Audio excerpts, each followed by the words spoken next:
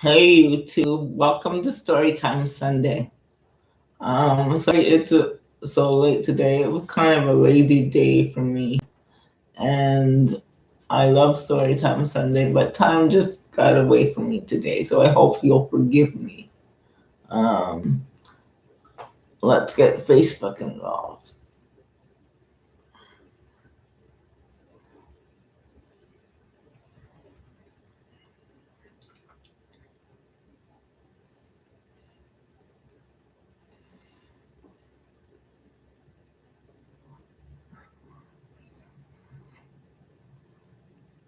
Let's talk about love.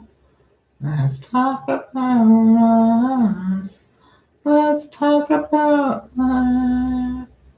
Let's talk about trust. Let's talk about love.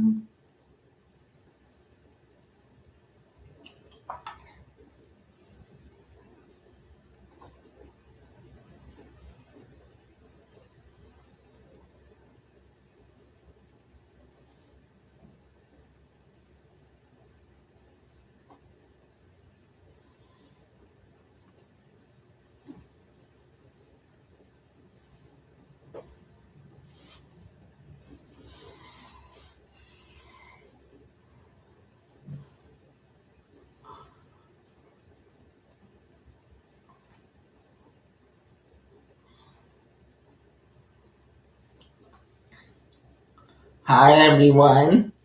Welcome to Storytime Sunday, episode 15. Sorry it's a bit later than usual. Not a bit later, hours later. Totally my fault. But thank you for joining me. This story is called Love and Dancing. And it's another one of those stories which is actually a recording. So I hope you enjoy this recording. And I hope you enjoy my story. Now, at the time, I didn't have Storytime Sunday. I didn't know this was going to be a Storytime Sunday thing. So this was another idea that was I just put down because it sounded good, and I'm going to play it for you now. At the time, I was gonna um, um, do a movie and a television show. So this was the story idea that would start off as a movie and go into a television show. So you'll hear me mention that at the end. So I hope you enjoy this. So bye. Not bye. I'll be here, but I won't be speaking. The recording will be speaking. Enjoy. Love and Dancing. Episode 15.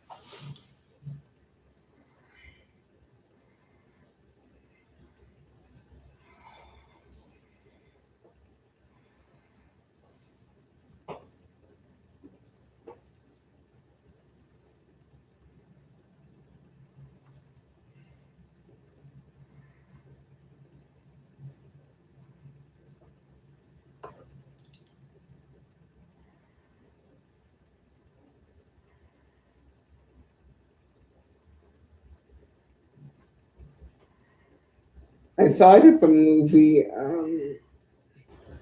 centered around dancing. It's about this principal dancer at the biggest dance company in the world. He's a really successful dancer and he's won all these awards. He's 25, but he's a really good dancer, loves dancing. His parents have always been dancers, and he is the top principal dancer, not only in the country, but in the world. Um, but although he loves dancing, he's gotten kind of jaded because um, the whole industry is corrupt from what he sees. Like, he sees people, other male dancers, like beating up their wives and people sleeping with other people and getting other people pregnant, and he sees all this corrupt things and people backstabbing people. He sees all these nasty things in in the dance company that he works with. So he's really become kind of jaded. And what happens is his manager, no, the leader of the company, says, "I'm gonna send you to, um, I'm gonna send you away because you need a break." And so he says, "What do you mean I need a break?" Um, he he says, "You're a great dancer, but something is missing in you, the passion, the drive, and you need to go away and find that." He says, "I'm fine. I don't need to go away." Um, the guy says, "If you don't take this sabbatical, I am going to have to let you go from the company. If you take this sabbatical, you can stay with the company." So he says, "Is that blackmail?" And the director says, "No, it's not blackmail, but you need to find yourself again. You need to find your passion. You've been here for 5 years. You started when you were 20, and you've gotten a bit jaded. You're an awesome dancer, but you need to find yourself again." He said, "Okay, since you're sending me on this sabbatical, since I'm on sabbatical, where am I going?" He's like, "Well, there's a position at, at a dance school. It's one of the most elite dance schools, ballet dance schools in the country. And I want you to teach there. They need a substitute teacher for a year." And I thought of you when they said, um, when they called and said, "Is there anybody interested in applying for the job?" He's like, "What? You want me to teach high schoolers?" And and the leader of the company is like, "Yes, I'm going to teach high schoolers. They can learn a lot from you, your technique and everything." He's like, "No, I'm not doing it." He's like, "I'm not going back to teach a bunch of bratty high schoolers." And the director says, "If you don't, you'll be dismissed from the company." He's like, "I don't care, but I'm not going back to teach high schoolers." And he's about to walk out. He's like, "I'm out of here. This is crazy." And the director says, "When you were 20 and just got into the company, you had so much drive, so much energy, so much passion.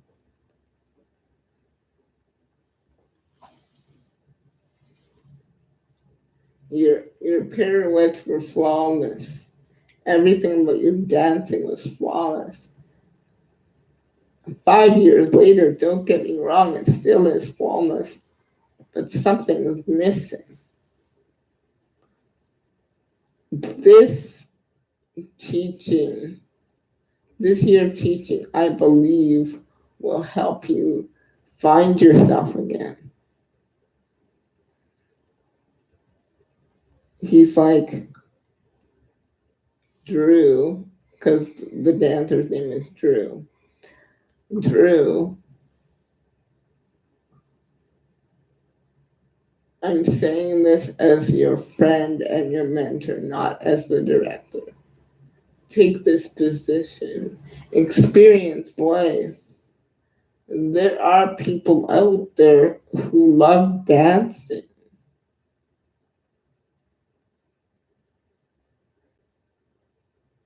So he decides to take the position. On his first day taking the position, he meets, he he teaches his first class, and all the dancers are good. And after class, he no, but during class, he meets this dancer. She's amazing, like flawless in every way. She dances with such grace and such beauty that he's amazed. And he watches her. He pays special attention to her. And after class, when everyone leaves the class, she still stays and practices her dancing, and it's flawless and it's beautiful and graceful. He's never seen, in all his years of dancing, he's never seen anyone like her. So he's mesmerized by her.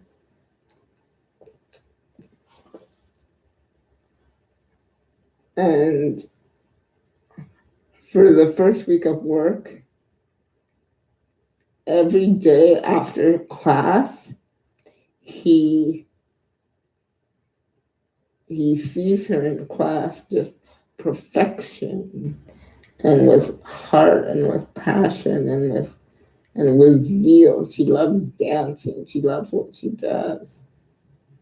And the other girls and guys are kind of blasé. They're good, but they're kind of blasé, and they don't have the dedication and the passion. They get the steps right, but you can tell they're just steps. And they're just there because their parents are rich and they're paying for it. But her, you can see the zeal and the drive and whatever. So at the end of the first week, he decides to take her aside and find out what her story is. So the Friday after the first week of class, he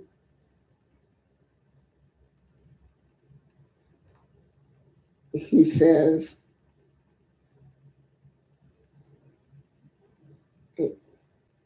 as she's walking out the door, he says, I'd like to see you after class. Can you stay a minute? And she says, yeah, sure. So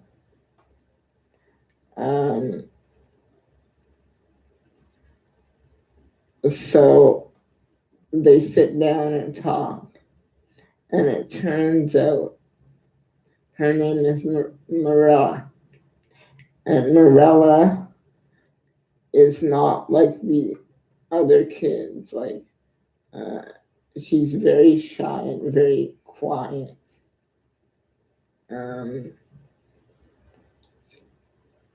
She's very reserved into herself and doesn't have many friends. She doesn't tell him much in that first meeting. and she hardly says anything. When he asks her questions, she just gives non-committal answers. And um,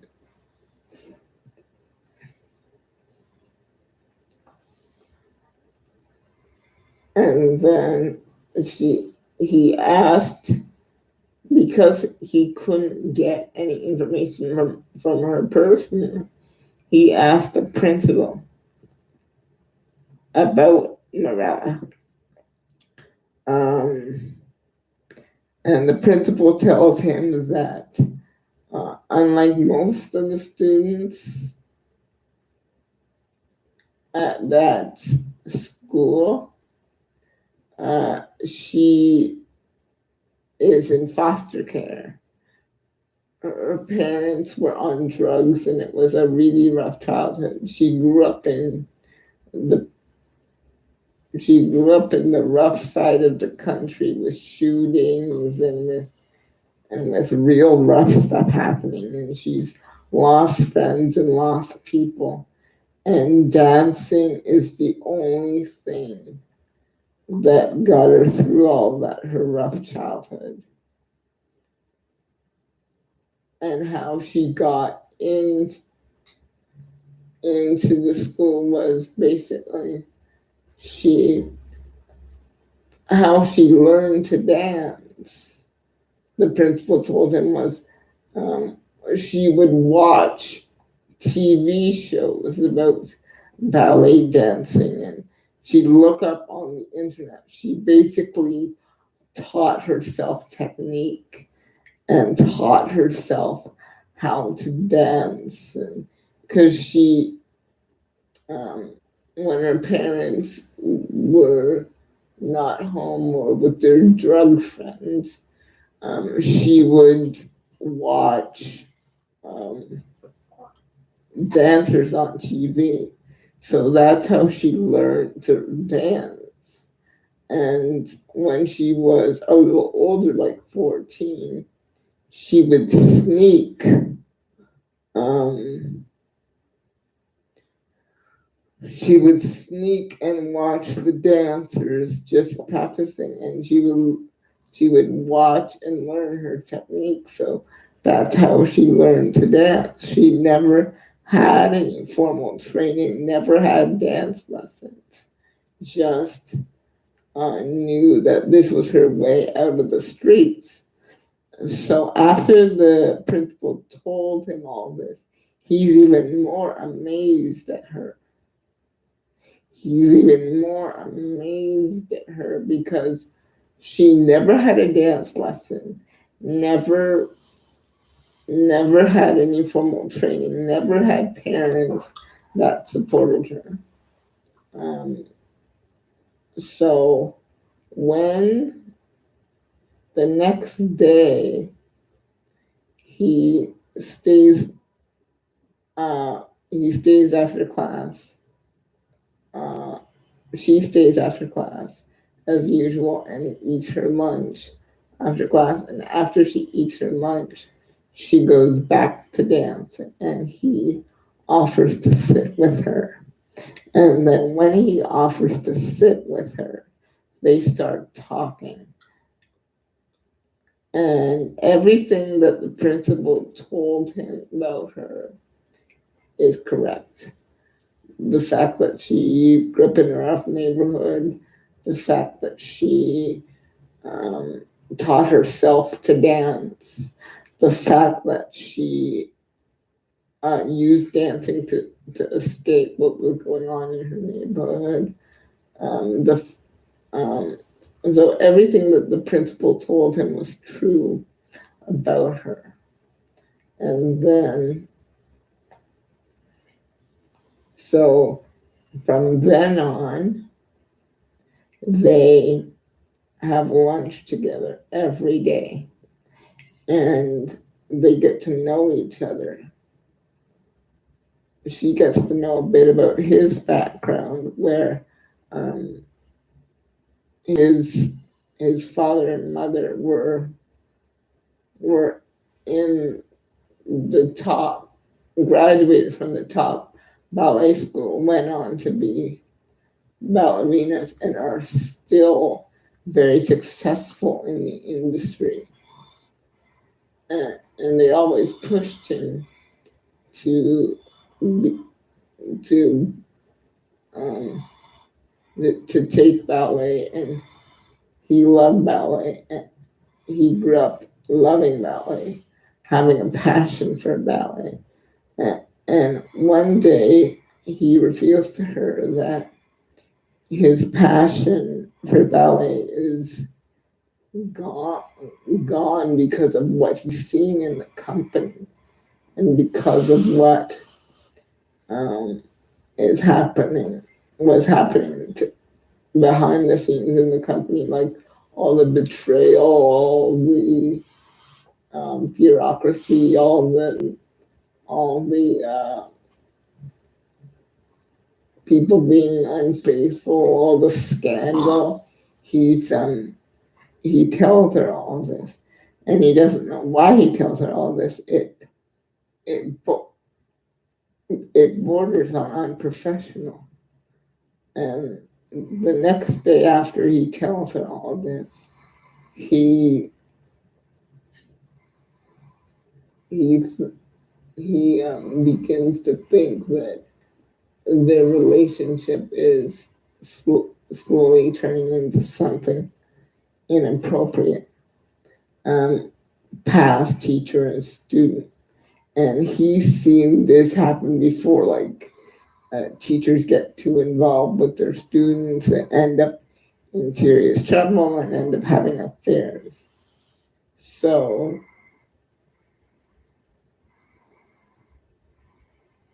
but he says, no, no, it's not going to happen to me.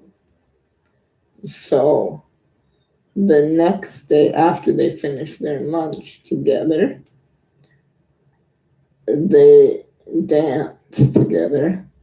And then when they're dancing, he lifts her up in the air. And as he's slowly raising her down, as he's slowly bringing her down, um, he kisses her. And this is just not a peck on the lips or a way to go kiss. This is a kiss. And then after the kiss is over, she's like, oh, we shouldn't have done that. And he's like, I agree. He's like, I was thinking last night, this is getting dangerous. We can't do this. Your career will be ruined. And my career will be ruined. I will be kicked out of the dance company for sure. We can't tell anybody about this, and we need to stop being alone together. We need to stop hanging out together.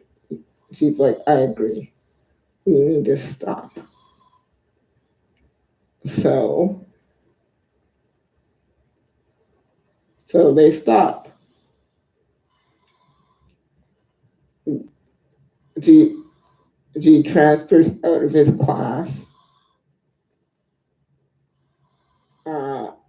She makes up some excuse to transfer out of his class, and he signs the forms, and they rarely ever see each other.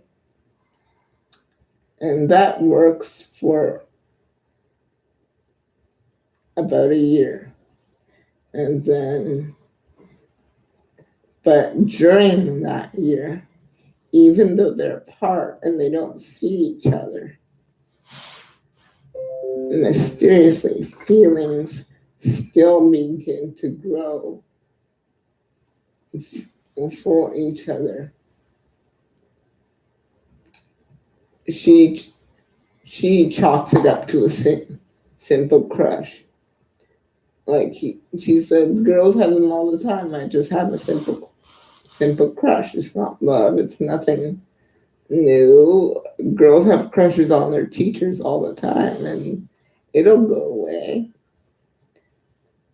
And she tries to go on with her studies and her school, and without thinking too much about it, but she she can't let it go.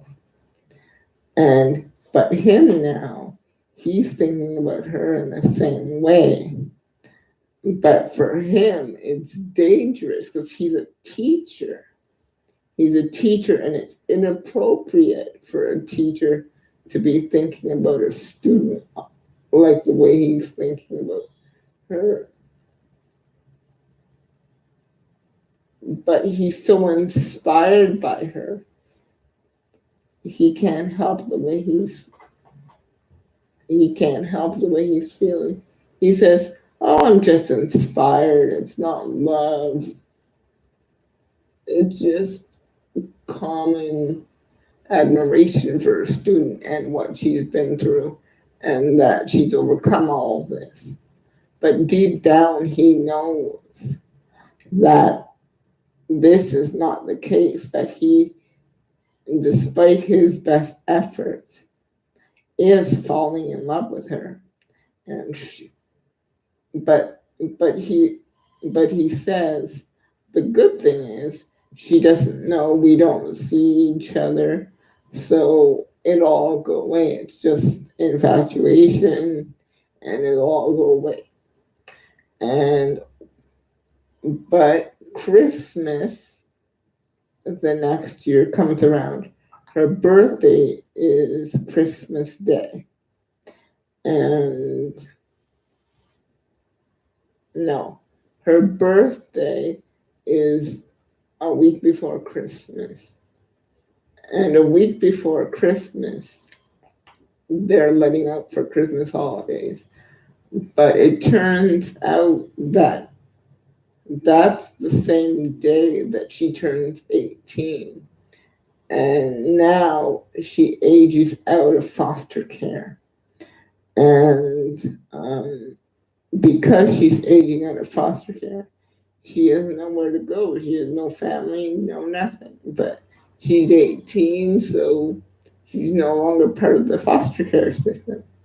So anyway, he sees her sitting on the step, and she's like, and she hands him the letter that she received from uh, her foster care, saying that they release her. She's no longer part of the foster care system because she's an adult. And she's like, I have nowhere to go now. No family, no friends, no nothing. And he knows it's the wrong thing to do because she's a student, and plus he's in love with her. And she knows it's the wrong. He knows it's the wrong thing to do, but he offers to take her home with him, just so, just until they can figure out what to do. He has a spare room and whatever. She at first she says, "Oh no, we can't do that. That blurs the lines between student and teacher. We can't. You can't take me home with you." He's like, "Listen, I have a spare room. Nothing will happen between us. I'll make sure of it."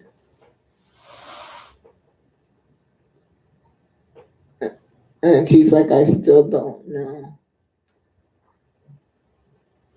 She's like, "I still don't know." And he's like, "You can trust me." So, so he takes her home, and they spend Christmas together. Nothing happens until the final night. Until the day before they're scheduled to go back to school. They have a wonderful Christmas holiday. They talk and they get closer and closer, and feelings just start to overtaken both, but they managed to control themselves. But on the last night, when he goes into her room to see if she's all right, something happens and they end up kissing. They end up really kissing. And what they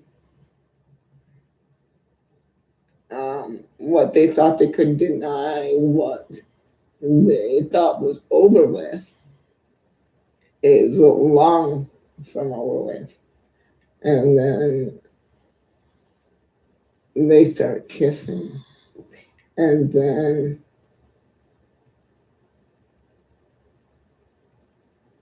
kissing again and again. She's and then he pulls away. He says, "Stop, stop, we can't do this."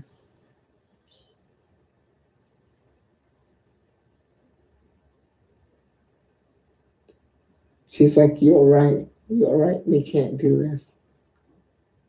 And she kisses him again.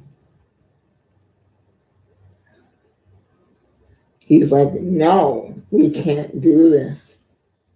He's like, I would like nothing better than to make love to you. But your career as a dancer will be over.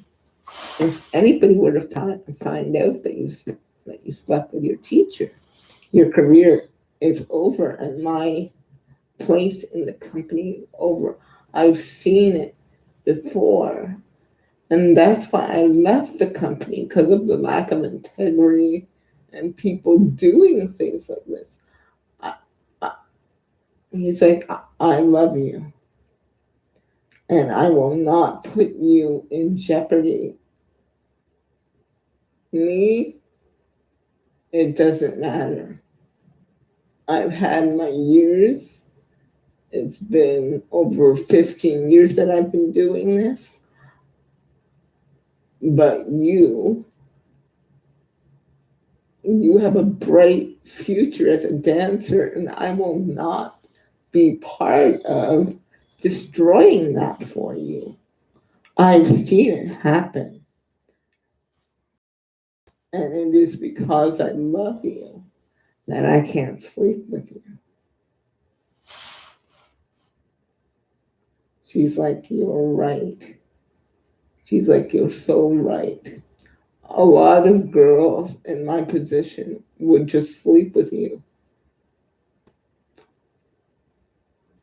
But you're right. We can't. I can't. I've worked too hard. But at the same token, I love you. What do we do? I can't stop thinking of you every day, every moment of the day. We have something here. What do we do? She's like, the last thing I want is a cheap affair. But what else can we do? He's like, I don't know. But we can't do this right now.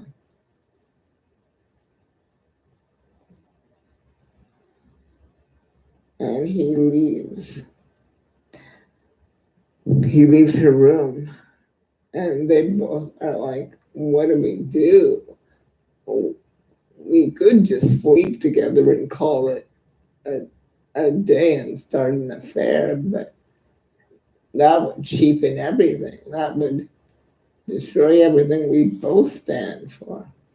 So they both think about this through the night in separate rooms. They both toss and turn about it. And what happens is that in the morning, he says, I have an idea. She says, I have an idea too. She's like, you go first. He's like, no, you go first. He's like, okay, we'll both say it together. And they both say, let's get married at the same time. And they both laugh.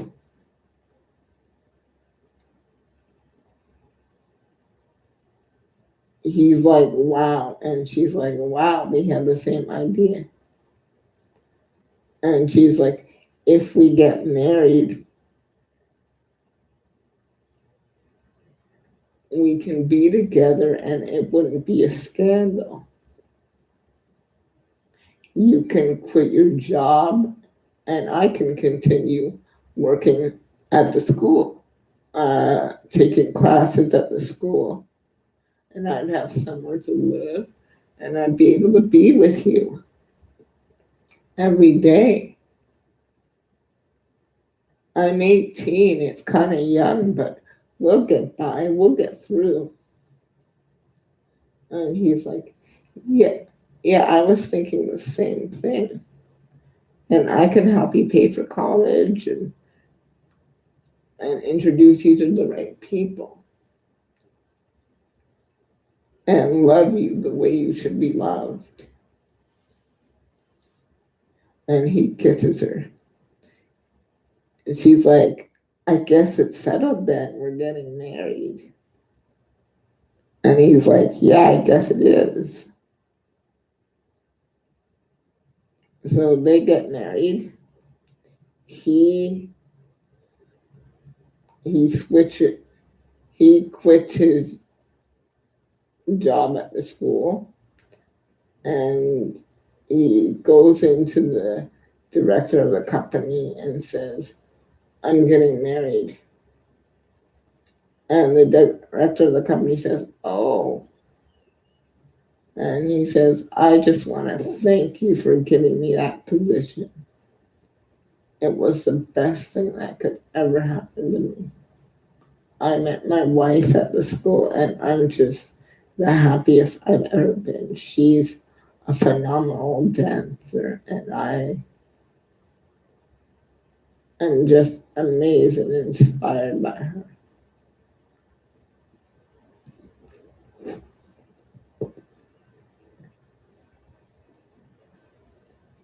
So he leaves the school and the company, and she goes to, she she finishes her year out in the school, and then uh, she gets a scholarship. She gets accepted into another dance company, not the same one that he was in. And that, but then before she takes uh, the scholarship, before she takes a position with the company, she sees all these street kids who want to dance like she's doing. And because growing up out in the streets, she also learned about hip hop dancing.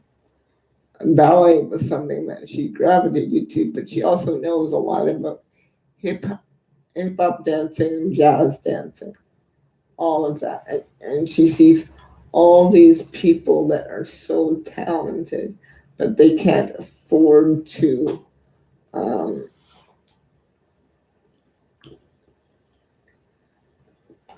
they can't afford to dance. So what happened was, instead of taking the scholarship, instead of going to this fancy company that she was accepted to, she discusses one day at the table, she discusses with her husband opening an affordable dance school for every for the poor kids in her neighborhood.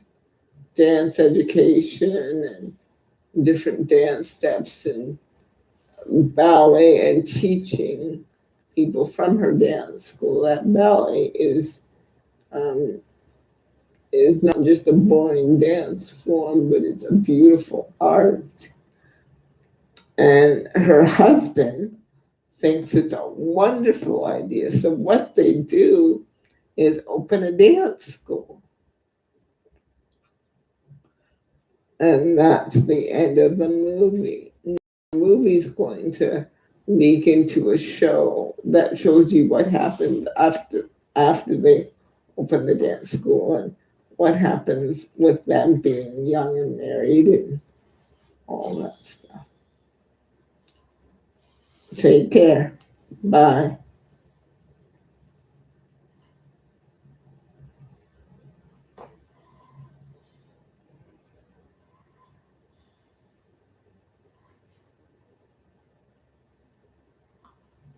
Hey guys, I hope you enjoyed that Storytime Sunday. Storytime Sunday 15 already. I'll see you later, guys. Bye. Take care.